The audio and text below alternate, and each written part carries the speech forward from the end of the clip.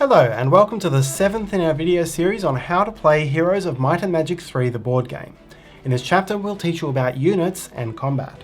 And do check out the playlist for a full list of videos. And hello everyone, it's Stella. And Tarrant here from Meeple University. Alright, let's go to the classroom.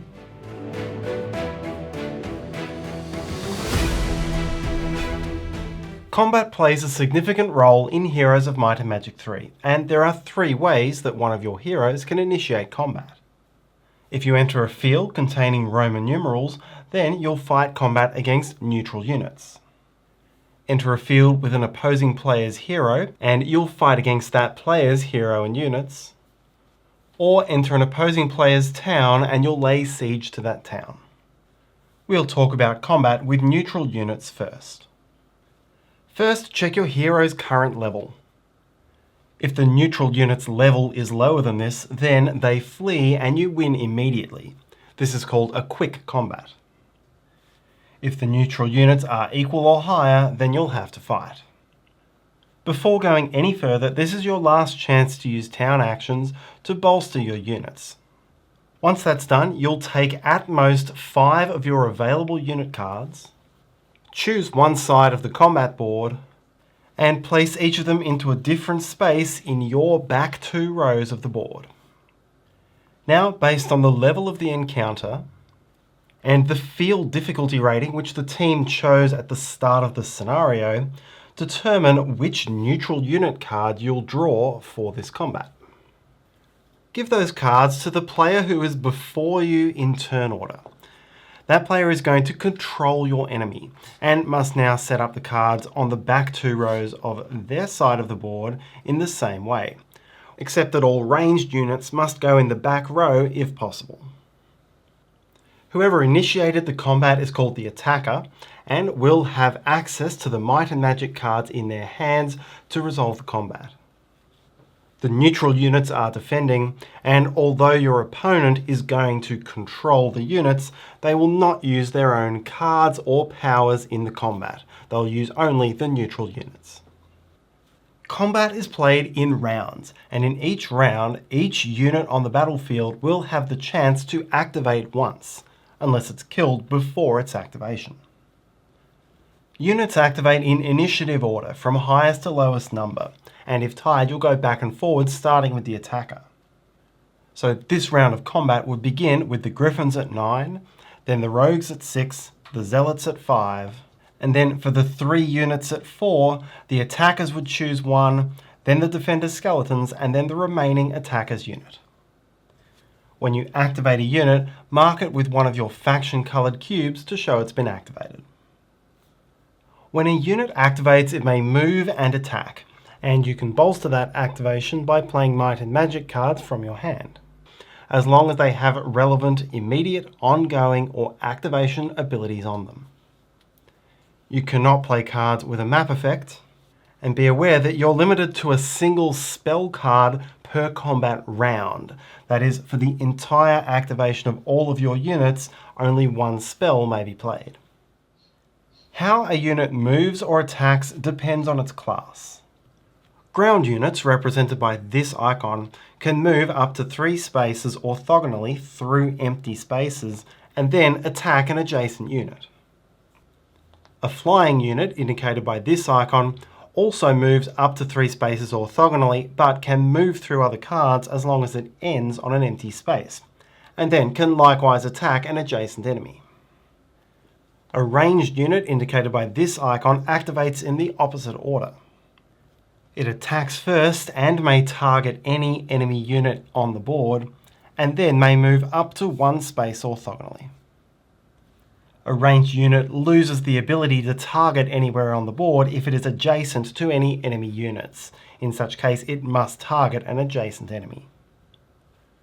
Upon declaring an attack on an enemy unit, you have one last chance to play any instant effect cards from your hand. The attacker now rolls 1 attack die. This die has an equal distribution of values between -1 and +1. If the attacker is a ranged unit attacking from its back row to the opposing back row, or is a ranged unit attacking an adjacent unit, then it suffers a combat penalty. meaning you roll 2 attack dice and choose the lesser of the 2 results. Determine your attack value, which is equal to this number on the unit's card plus whatever you rolled on the die, plus the bonuses from any other cards or effects which might occur. Suppose here no cards were played, so the attack value is 3. Deduct the defender's defense value represented by this shield, so here it's 1, and deal the balance as damage. If the unit has as much or more damage than its total damage value, then it's defeated. Remove it from the board and discard it. If it's not defeated and it is adjacent to the unit which made the attack, then it may now retaliate. Each unit may retaliate only once per round, even if it's attacked multiple times, and so you mark the retaliation with a black cube. These follow exactly the same rules. The retaliator will roll the die, determine the attack value, here it's 1, deduct the original attacker's defense, here it's also 1, and deal damage, in this case 0. That's then the end of the exchange. The original attacker does not get to retaliate again. Neutral unit activations are resolved in the same way, and it's the player who has control of those units who decides what happens, with 2 stipulations.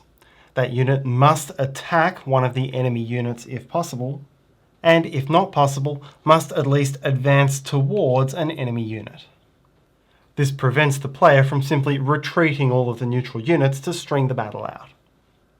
However, as long as you meet these requirements, you can do whatever you want, and you're not required to attack the nearest enemy if you have another option. Like the neutral units, each attacking unit gets 1 chance to retaliate per round.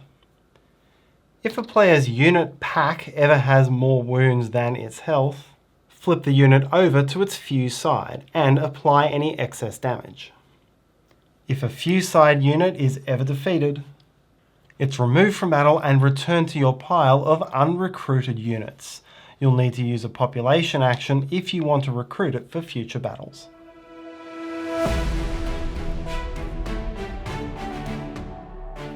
Once each unit remaining on the field has had its primary activation, the round of combat is over. When fighting against neutral units, you only get 1 round of combat for free.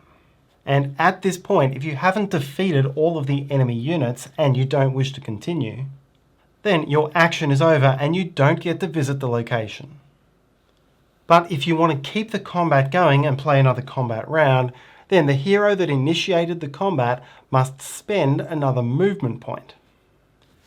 You'll clear all of the activation cubes off the units, proceed again in initiative order, and have the chance to play another spell in this new round. Then keep playing rounds in this way until you've either won the combat by defeating all of the neutral units, lost the combat by losing all of your own units, ended the combat by not paying a movement point to prolong it, or chosen to retreat, which you may do at any time. Any damage on your units is healed between combat unless the unit was killed. If you win, you may now visit the location and gain experience. 1 step of experience if the level of your hero was the same as the level of the enemy, or 2 steps if the enemy's level was higher. If you defeat an Azure unit, then your level goes all the way up to 7 in one go. You can't retreat from a battle with an Azure unit, but you also don't have to spend extra movement points to play more than 1 round.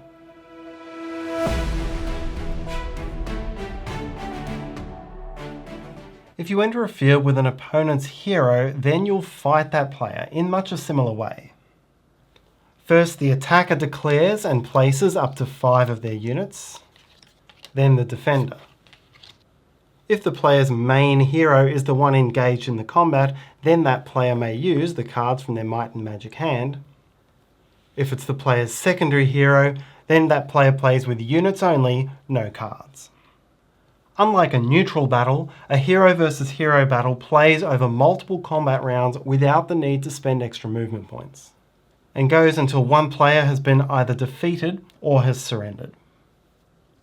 To surrender, you must pay your opponent 10 gold and then retreat your hero to a town or settlement you control.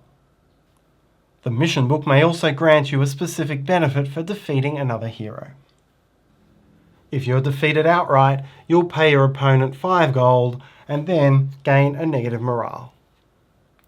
If you attack another player's town, then that town is sieged. When it comes time to set up units, the defender places 3 walls and 1 gate across the middle of the field, and takes the arrow tower card, which is placed off beside the board. Then if the player wishes to play any units in defense as well, that player must pay 8 gold. This is the transport cost to bring those units back from their patrols with your hero. You'll now resolve the combat with the following additional rules. Walls serve as an obstacle blocking all non-flying units.